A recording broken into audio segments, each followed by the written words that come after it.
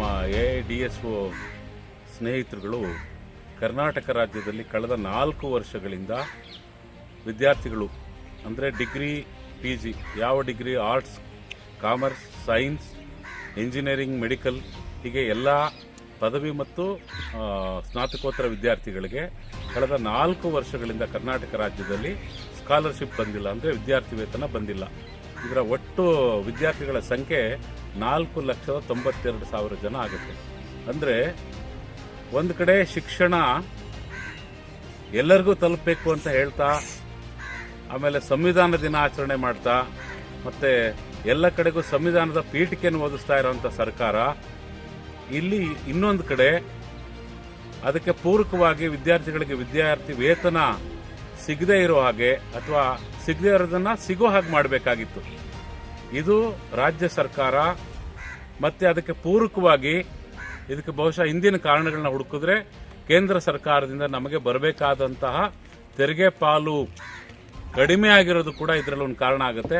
ಆದರೆ ರಾಜ್ಯ ಸರ್ಕಾರ ಇಷ್ಟು ದೊಡ್ಡ ಸಂಖ್ಯೆಯ ವಿದ್ಯಾರ್ಥಿಗಳಿಗೆ, ಈ ವಿದ್ಯಾರ್ಥಿಗಳಲ್ಲಿ ದಲಿತರು, ಶೂದ್ರರು ಅಂದರೆ ದಲಿತರು ಮತ್ತು OBCಗಳೆಲ್ಲರೂ ಕೂಡ ಇದ್ದಾರೆ, ಇಷ್ಟು ದೊಡ್ಡ ಸಂಖ್ಯೆಯ ವಿದ್ಯಾರ್ಥಿ ಸಮೂಹಕ್ಕೆ ವಿದ್ಯಾರ್ಥಿ ವೇತನ ಬರದೇ ಇರೋದು ಅವರ ಶಿಕ್ಷಣದ ಮುಂದುವರಿಕೆಗೆ ಬಹಳ ದೊಡ್ಡ ಅಡ್ಡಿಯಾಗಿದೆ. ಈ ಬಗೆಗೆ ರಾಜ್ಯ ಸರ್ಕಾರ ಕೂಡಲೇ ಗಮನ ಹರಿಸಬೇಕು. ಇನ್ನೊಂದು ಕಡೆ ಕೇಂದ್ರ ಬೇಟಿ ಬಚಾವೋ ಬೇಟಿ ಪಡಾವೋ ಅಂತಾರೆ. ಬೇಟಿ ಪಡಾವೋ ಅಂತ ಹೇಳಿದ್ರೆ ಅದೇನೋ ಬರಿಗೈನಲ್ಲಿ ಅಲ್ಲಾಡಿಸಿದ್ರೆ ಶಬ್ದ ಬರೋದಿಲ್ಲ.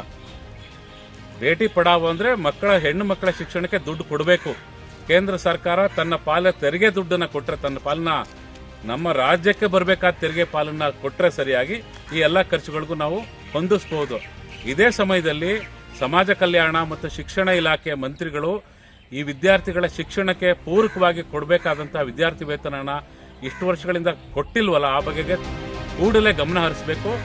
AIDSO ಈ ಬಗೆಗೆ ಬಹಳ ದೊಡ್ಡ ಆಂದೋಲನ ಮಾಡ್ತಾ ಇದೆ. ಮಾರ್ಚ್ 1ನೇ ತಾರೀಕು ಬೆಂಗಳೂರಿನಲ್ಲಿ ರಾಜ್ಯ ಮಟ್ಟದಲ್ಲಿ ಇದನ್ನ ಬಹಳ ದೊಡ್ಡ ಆಂದೋಲನವಾಗಿ ಸಂಘಟಿಸ್ತಾ ಇದ್ದಾರೆ.